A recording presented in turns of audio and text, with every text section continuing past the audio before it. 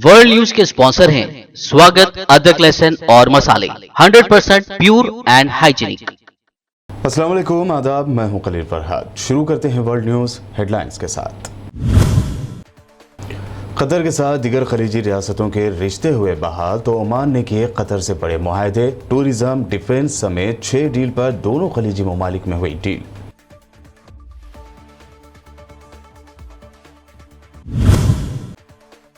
Israeli police की full proof security में दर्जनों इंतहा पसंद यहूदियों का मस्जिद अक्सा पर धावा। मुसलमानों के क़िबले अव्वल की बेहुरमती करते हुए लगाए इश्तियाल अंगेज नारे।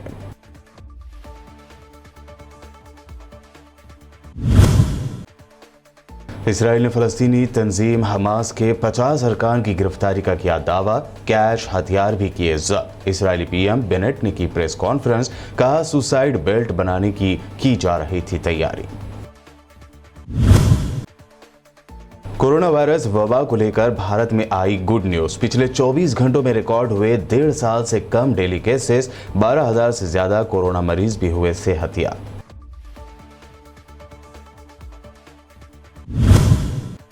कांग्रेस लीडर पवन खेड़ा ने प्रेस कॉन्फ्रेंस में बढ़ती महंगाई को लेकर मोदी सरकार को घेरा। कहा प्याज, टमाटर जैसी जरूरी चीजों की कीमतें आसमान छू रही हैं, लेकिन इन अहम मुद्दों को छोड़कर बेकार के मुद्दों को उठाया जा रहा है। और असदुद्दीन ओवैसी ने महाराष्ट्र की शिवसेना, कांग्रेस और एनसीपी अलायंस वाली हुकूमत पर की जमकर तनकीद। बीजेपी को बताया कम्युनल पार्टी, तो शिवसेना के सेक्युलरिज्म पर भी उठाए सवाल।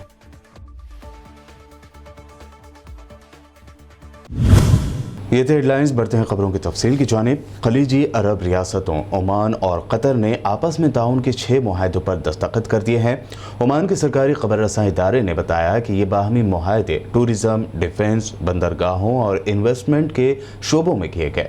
कहा गया है कि इन मुआहदों को ओमान के सुल्तान हैशम के कतर के दौरे के दौरान दोहा में हतमी शक्ल दी गई। खलीजी ताउन कौंसिल यानी GCC की मुतअद्दिद रियासतों ने माजी में कतर का बायकाट कर रखा था। ताहम ये बायकाट खत्म हो जाने और कतर से दोबारा ताल्लुकात बहाल होने के बाद कई खलीजी रियासतें कतर के साथ मुआहदे कर रही हैं। दर्जनों यहूदी आबादकारों ने फिर एक मरतबा इसराइली पुलिस की फुल प्रूफ सिक्योरिटी में मस्जिद अक्सा में घुसकर मुसलमानों के क़िबले अव्वल की बेहुरमती की। फ़लस्तीनी महकमा औक़ाफ़ की तरफ से जारी एक बयान में कहा गया है कि दर्जनों यहूदी आबादकारों, इसराइली तलबा और इंटेलिजेंस अहलकारों समेत दर्जनों इंतहा पसंदों ने क़िबले अव्वल में घुसकर इश्तियाल अंगेज चक्कर लगाए। यहूदी आबादकार मराकशी दरवाजे के रास्ते मस्जिद अक्सा के सहन में दाखिल हुए।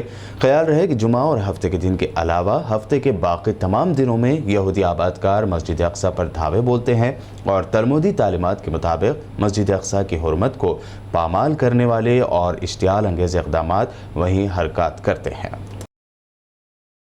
इसराइल ने फ़लस्तीनी तंजीम हमास के दर्जनों अरकान की गिरफ्तारी का दावा किया है। इसराइली हुकाम ने दावा किया है कि गिरफ्तार हमास कारकुन अलग अलग हमले करने की मनसूबाबंदी कर रहे थे। इसराइली वज़ीर आज़म नफ्ताली बेनेट के तर्जुमान ने कहा कि सिक्योरिटी फोर्सेज ने मगरबी किनारे में हमास के 50 से ज़ायद कारकुनों को गिरफ्तार किया है। उनके कब्जे से कैश, हथियार और धमाका खैज़ मवाद जब्त किया गया। ये अनासिर 4 धमाका खैज़ बेल्ट बनाने की तैयारी कर रहे थे। उन्होंने अपने ट्विटर अकाउंट पर ट्वीट्स में कहा कि दाखिली सलामती के इदारे शीन बैट सिक्योरिटी सर्विस के जरिए गिरफ्तार होने वाले कारकुनों की क़यादत हमास के सियासी ब्यूरो के नायब सरबराह सालेह अल अरबारी कर रहे थे। उन्होंने निशानदही की कि ये अनासिर इसराइल के अंदर बम धमाके करने की मनसूबाबंदी कर रहे थे। इसराइल के अबरानी ज़राए अबलाग के मुताबिक बताया गया है कि गुज़िश्ता रात के दौरान इसराइली फ़ौज और इसराइली रियासत के मुतादिद अहदाफ पर हमले किए गए। ज़राए के मुताबिक अल-कुद्स और मकबूजा मगरबी किनारे में इसराइली रियासत के खिलाफ 10 हमले किए गए। एक इब्रानी न्यूज़ वेबसाइट के मुताबिक गुज़िश्ता रात गरब उर्दन के जुनूबी शहर बैतलहम के इलाके बैत फजार में कायम मगदाल औज यहूदी कॉलोनी में 3 पेट्रोल बम फेंके गए, जिसके नतीजे में मुतादिद इसराइली ज़ख्मी हुए हैं। इसके अलावा पेट्रोल बमों के हमलों के नतीजे में यहूदियों का माली नुकसान भी हुआ है। उधर मस्जिद अक्सा के जुनूब में सिलवान के मुकाम पर पेट्रोल बम हमले में एक इसराइली फौजी जख्मी हो गया, जिसे इलाज के लिए अस्पताल मुंतकिल किया गया।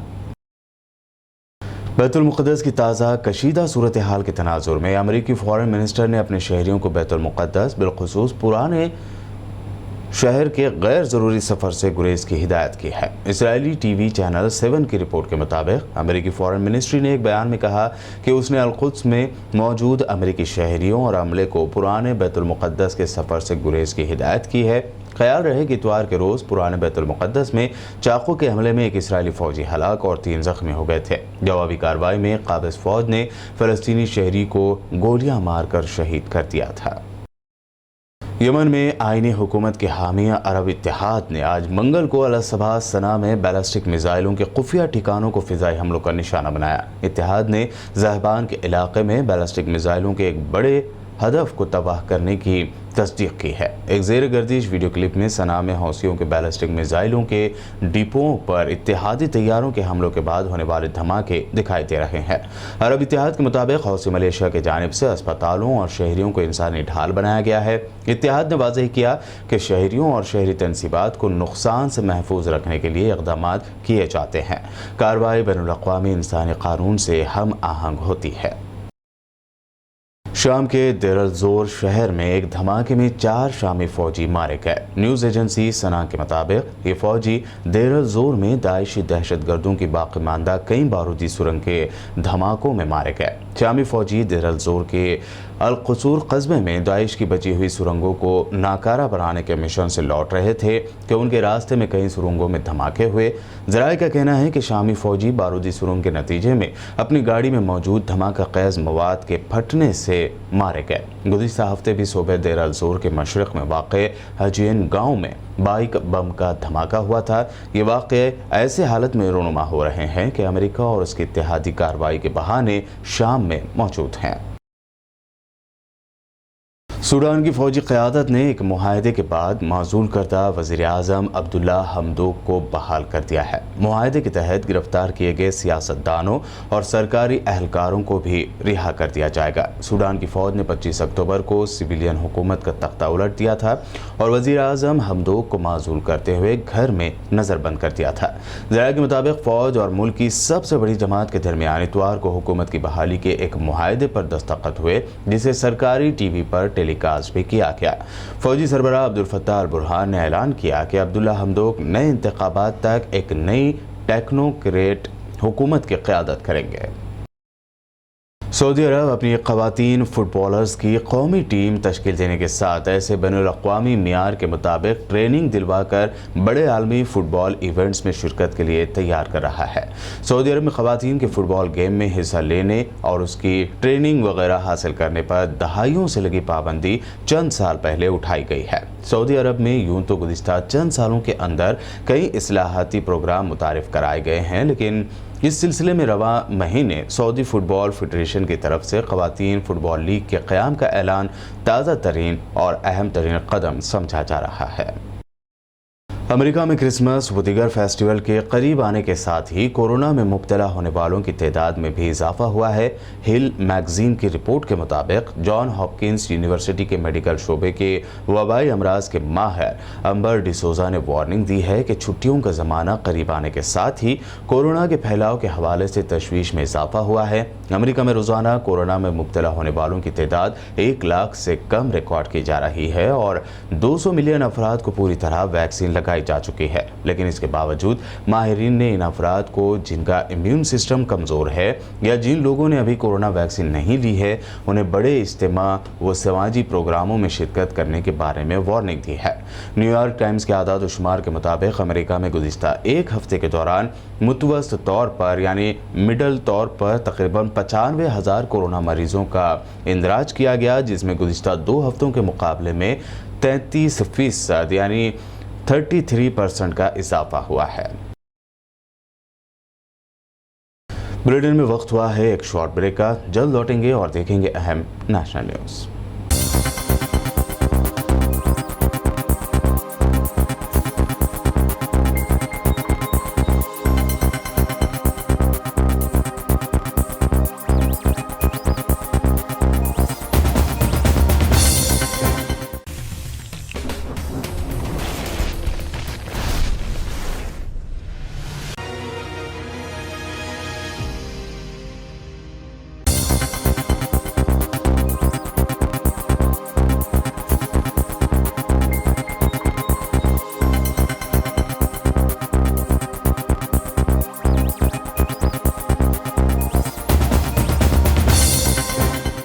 ब्रेक के बाद बढ़ते हैं मजीद अहम खबरों की जानिब। भारत भर में कोरोना वायरस की वबा को लेकर आज मंगल की सुबह गुड न्यूज सामने आई है। पिछले 1.5 सालों से बड़ी तादाद में लोगों की जान ले चुकी ये वबा के डेली केसेस तो कई दिनों से कम आ रहे हैं, लेकिन आज ये तादाद काफ़ी कम रही है। पिछले 24 घंटों में कोरोना वायरस के डेली केसेस 7,579 आए हैं, जो कि करीब 1.5 साल में सबसे कम है। इसके अलावा 12,000 से ज़्यादा कोरोना पेशेंट रिकवर भी हो गए हैं। हालांकि 236 लोगों की जान भी गई है। सेंट्रल हेल्थ मिनिस्ट्री के आदाद शुमार के मुताबिक भारत में कोरोना के एक्टिव केसेस 1,13,584 हैं। ये मजमूई केसेस का 1% से भी कम यानी 0.33% है। इस हिसाब से 536 दिनों में एक्टिव केसेस सबसे कम रिकॉर्ड किए गए।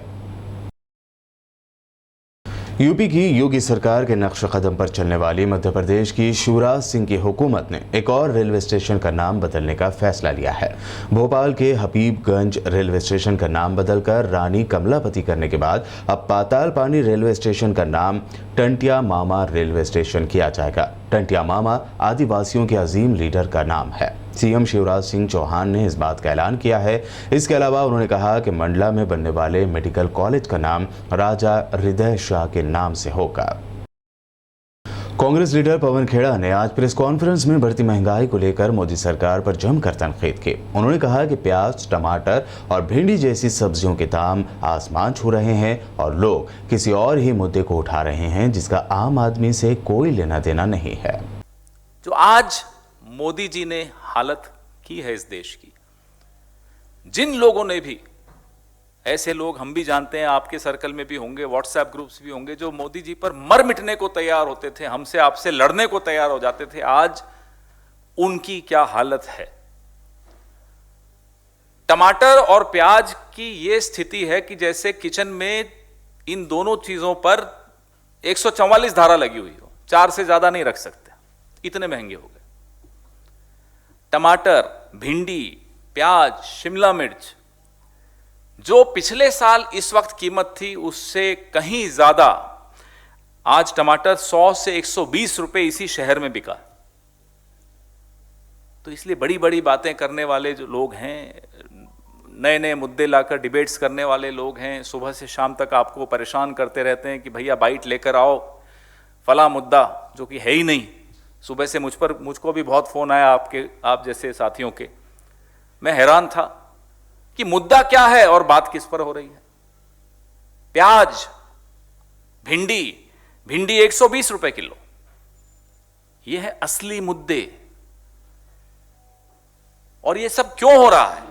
क्यों आज प्याज 50 रुपए किलो है, शिमला मिर्च 100 से 120 रुपए किलो बिक रही है? यह है मुद्दे। इस पर सरकारें बननी और बिगड़नी चाहिए। इस पर विपक्ष को आंकना चाहिए कि विपक्ष की आवाज उठाता है या नहीं उठाता। महीने के अंत में जेब में कितना पैसा बचा, इस पर सरकार के परफॉर्मेंस को नापना चाहिए। मैं कोई ज्ञान बांटने नहीं बैठा हूं, लेकिन दर्द बांटने बैठा हूं कि क्यों हम इन मुद्दों से भटकने देते हैं। विपक्ष को भी आप भटकाने पर मजबूर करते हैं कि नहीं साहब इस पर जवाब दीजिए, कि नहीं देंगे साहब इसी पर बात करिए। सीएम केजरीवाल ने आज कांग्रेस के बागी लीडरों को कचरा बताते हुए जहां दावा किया कि कई कांग्रेसी लीडर हमारे कांटेक्ट में हैं, लेकिन हम कांग्रेस का कचरा आम आदमी पार्टी में नहीं लेना चाहते। देखिए, हर पार्टी में होता है कि जिसको टिकट नहीं मिलती वो नाराज हो जाते हैं, उनको मनाने की कोशिश की जाती है। कुछ लोग मान जाते हैं, कुछ लोग नाराज होकर दूसरी पार्टियों में चले जाते हैं। कांग्रेस में भी बहुत सारे लोग हमारे संपर्क में हैं, पर हम उनका कचरा लेना नहीं चाहते। अगर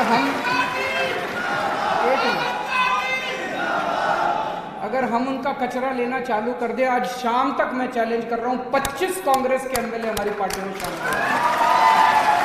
अगर ये कंपटीशन ही करना है कि उनके कितने और हमारे कितने, हमारे तो 2 ही गए हैं।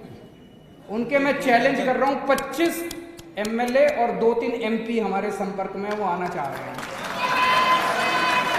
तो ये गंदी राजनीति है, ये गंदी राजनीति है, हम इसमें नहीं पड़ते।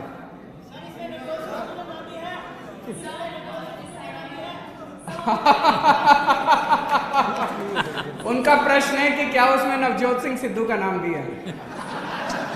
इसके अलावा दिल्ली के सीएम अरविंद केजरीवाल ने पंजाब में प्रेस कॉन्फ्रेंस करते हुए बताया कि कांग्रेस बीजेपी के बरक्स अपनी आम आदमी पार्टी के सीएम उम्मीदवार के नाम का पहले ऐलान करेंगे। सबसे पहले हर पार्टी या तो सीएम कैंडिडेट डिक्लेयर करती है और या नहीं करती है। अगर करती है, सीएम कैंडिडेट डिक्लेयर करने के बाद चुनाव फिर ऊपर ही जा सकता है, वो फिर नीचे नहीं आ सकता, वो पीक पे ही जा सकता है। जो पार्टी चुनाव के पहले ये रणनीति बनाती है कि हम सीएम कैंडिडेट डिक्लेयर करेंगे, वो बिल्कुल चुनाव के करीब आने के ऊपर करती है, कोड लगने के करीब आने पे या कोड लगने के बाद करती है। मैं आपको उदाहरण देता हूँ, पिछली बार कैप्टन साहब को चुनाव 4 फरवरी को थे, कैप्टन साहब को 1 हफ्ता पहले कांग्रेस ने सीएम कैंडिडेट डिक्लेयर किया था। अभी तक कांग्रेस पार्टी ने, रूलिंग पार्टी है पंजाब की, उन्होंने अपना सीएम क्या, वो नहीं बता रहे कि सिद्धू साहब बनेंगे कि रंधावा बनेंगे कि चन्नी साहब को ही कंटिन्यू करेंगे, वो अभी बता ही नहीं रहे। उधर उत्तर प्रदेश में चले जाओ, उत्तर प्रदेश में योगी साहब को उनके डिप्टी सीएम 3 डिप्टी सीएम सारे कह रहे हैं जी इस बार सीएम कैंडिडेट नहीं करेंगे, हम तो लोटस पे, कमल पे चुनाव लड़ेंगे। उत्तर प्रदेश में बीजेपी का सीएम कैंडिडेट कौन होगा पता ही नहीं है। उत्तराखंड के अंदर बीजेपी का सीएम कैंडिडेट कौन होगा पता ही नहीं। कांग्रेस का सीएम कैंडिडेट कौन होगा, हरीश रावत होंगे कि उनके वो होंगे पता ही नहीं है। गोवा के अंदर चुनाव हो रहे हैं, गोवा के अंदर बीजेपी का सीएम कैंडिडेट रोज बेचारा सीएम घूम रहा है, दिल्ली के चक्कर काट रहा है मेरे को अभी किसी पार्टी ने डिक्लेयर नहीं किया। मैं आपको ये अश्योरेंस दे रहा हूं, बाकियों से पहले कर देंगे हम। महाराष्ट्र के शहर सोलापुर में एमआईएम पार्टी वर्कर से खिताब करते हुए सदर मजलिस बैरिस्टर असदुद्दीन ओवैसी ने महाराष्ट्र की शिवसेना, कांग्रेस और एनसीपी अलायंस वाले हुकूमत पर जमकर तनकीद की। उन्होंने जहां बीजेपी को कम्युनल पार्टी करार दिया, वहीं शिवसेना के सेक्युलरिज्म पर भी सवाल उठाए। मगर जब इलेक्शन का नतीजा निकला तो अचानक ये तमाम के तमाम एक जगह जमा होकर बोले, अरे हम और तुम तो एक है ना, हम और तुम तो एक है। एक का नाम राहुल है, एक का नाम पवार है, एक का नाम ठाकरे, अपन एक है, एक हो जाएंगे। एक हो गए। और मैं तुमसे पुकार कर कह रहा था कि देखो तुम्हारा और मेरा रिश्ता वो रिश्ता है जिसको रब्बे कायनात ने कलमे की बुनियाद पर जोड़ा, एक हो जाओ, एक हो जाओ, एक हो जाओ। मगर तुमने मेरे पैगाम को नहीं समझा, अगियारों ने एक होकर तुम्हारे मुंह पर एक तमाचा मारा। वो एक हो गए। क्यों एक हुए? इख्तिदार हासिल करना था, ताकत हासिल करना था। और वो मुसलमान जो कांग्रेस और राष्ट्रवादी के झूठ का शिकार हो गया, मैं उनसे पूछ रहा हूं, बताओ तुम्हारे पास मेरे इस सवाल का क्या जवाब? बताओ तुम्हारे पास क्या जवाब है? क्या तुम जवाब दे पाओगे? क्या तुम अपने जमीर को जवाब दे पाओगे? क्या तुम अपने आप से मुतमईन हो कि जिसका तुमने साथ दिया वो शिवसेना को महाराष्ट्र के इख्तिदार की कुर्सी पर लाकर बिठा दिया? क्या शिवसेना सेकुलर पार्टी नहीं है? शिवसेना भारतीय जनता पार्टी की तरह एक कम्युनल पार्टी है, थी और रहेगी हमेशा। शिवसेना कोई सेकुलर पार्टी नहीं है। और ये सेकुलरिज्म के गुलाम जिनके दुम छल्ले बनकर फिरते हैं राष्ट्रवादी कांग्रेस के और कांग्रेस के, तुम सर्टिफिकेट दोगे कि कौन सेकुलर कौन कम्युनल है? इसीलिए हमेशा मैं कहता हूं कि इन्हीं की सर्टिफिकेट की हमको जरूरत नहीं है। ना मजलिस को जरूरत है, ना मुसलमानों को जरूरत है, ना दलितों को जरूरत है, ना हर उस सेकुलर जहन रखने वाले शख्स को जरूरत है। कौन है ये लोग कि इनके साथ आ जाएगा तो सेकुलर? महाराष्ट्र मजलिस इत्तेहादुल मुस्लिमीन के सदर और एमपी इम्तियाज जलील ने आज सोलापुर में पार्टी कारकुनों से खिताब करते हुए ऐलान किया कि 11 दिसंबर को बाइक रैली निकालते हुए महाराष्ट्र में मुसलमानों को 5% रिजर्वेशन समेत दिगर कई अहम मुद्दे उठाए जाएंगे। ये बात कही है कि हम लोग 11 दिसंबर को इंशाअल्लाह गाड़ियों के काफिलों के साथ हम मुंबई में जाएंगे और वहां पर पूरा अमन तरीके से, शांतिपूर्ण तरीके से हम जाकर हमारे जो सवाल है वो सवाल हम उठाएंगे। हम पूछेंगे जो सरकार में बैठे हैं कि आप हमारे वक्फ की जमीनों के ताल्लुक से क्या फैसला करने वाले हैं, आप हमारे 5% रिजर्वेशन के बारे में क्या करने वाले हैं। और एक बात मैं यहां पर तमाम मोहिबान मजलिस को कहना चाहता हूं, यह हमारा कोई सियासी मुद्दा नहीं है। हम मुंबई जा रहे तो इसलिए नहीं कि पूरे मजलिस वाले जा रहे। हम आपसे यह अपील करेंगे कि मुसलमान चाहे कांग्रेस का हो, चाहे राष्ट्रवादी कांग्रेस का हो, चाहे सेना के अंदर हो या समाजवादी पार्टी के अंदर हो, आप लोग जाओ और उसको भी दावत दो और उसको ये कहो कि इलेक्शन के वक्त तुझे जिसका मफलर डालना है गले में डाल, जिसका झंडा पकड़ना है पकड़, लेकिन हम मुंबई अगर जाएंगे तो मजलिसी या कांग्रेसी या राष्ट्रवादी बोलकर नहीं जाएंगे। हम वहां पर इकट्ठा होंगे तो मुसलमान बोलकर इकट्ठा होंगे और मुसलमान बोलकर जाएंगे।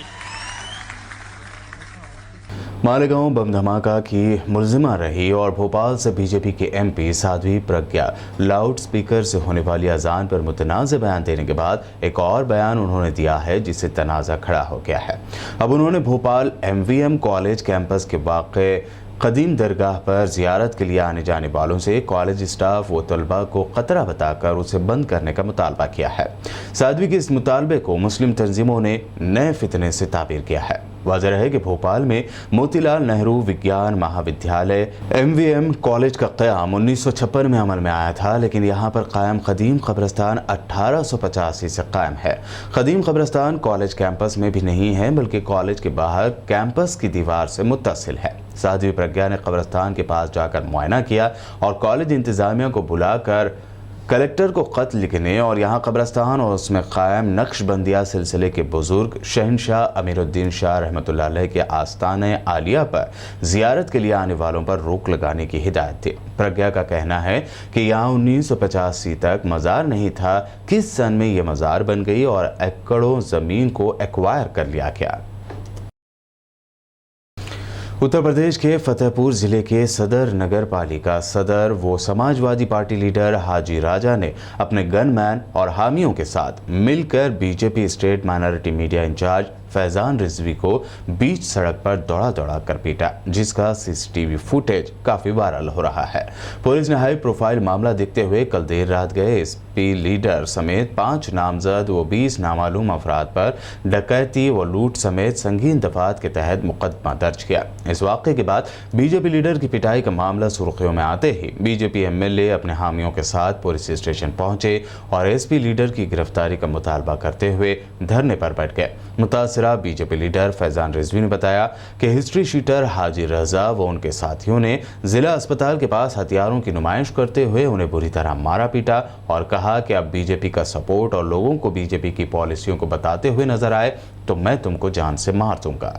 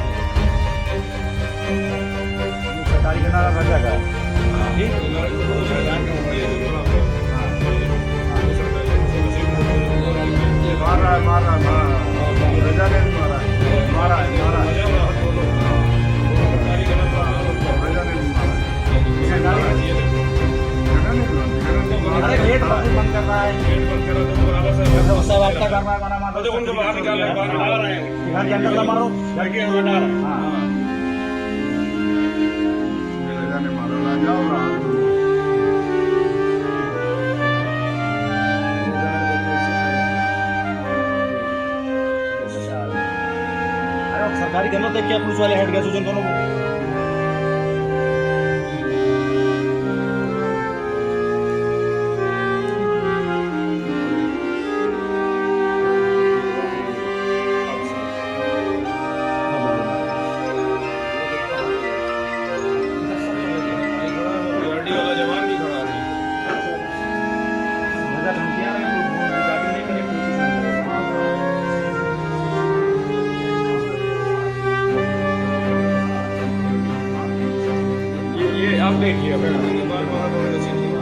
ये नहीं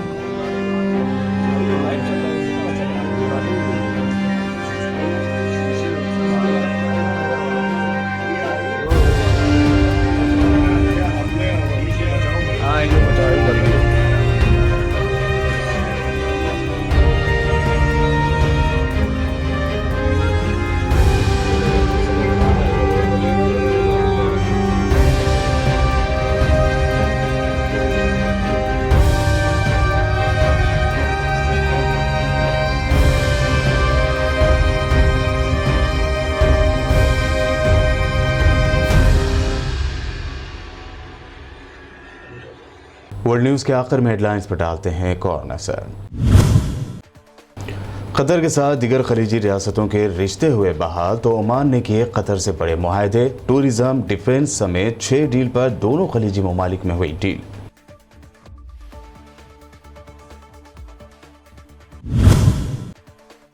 इजरायली पुलिस की फुल प्रूफ सिक्योरिटी में दर्जनों इंतहा पसंद यहूदियों का मस्जिद अक्सा पर धावा, मुसलमानों के क़िबले अव्वल की बेहुरमती करते हुए लगाए इश्तियाल अंगेज नारे।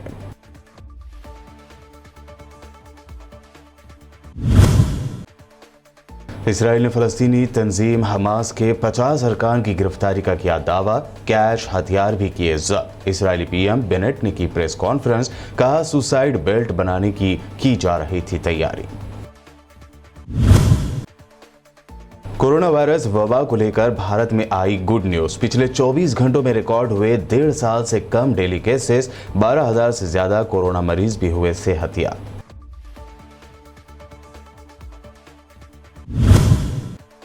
कांग्रेस लीडर पवन खेड़ा ने प्रेस कॉन्फ्रेंस में बढ़ती महंगाई को लेकर मोदी सरकार को घेरा, कहा प्याज, टमाटर जैसी जरूरी चीजों की कीमतें आसमान छू रही हैं, लेकिन इन अहम मुद्दों को छोड़कर बेकार के मुद्दों को उठाया जा रहा है।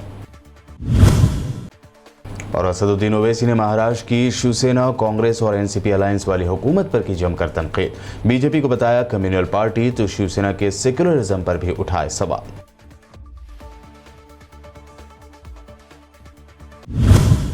वर्ल्ड न्यूज़ में अभी आपने देखी अहम इंटरनेशनल और नेशनल न्यूज़। ताज़ा तरीन खबरों और दिलचस्प प्रोग्राम्स के लिए देखते रहिए BBN चैनल।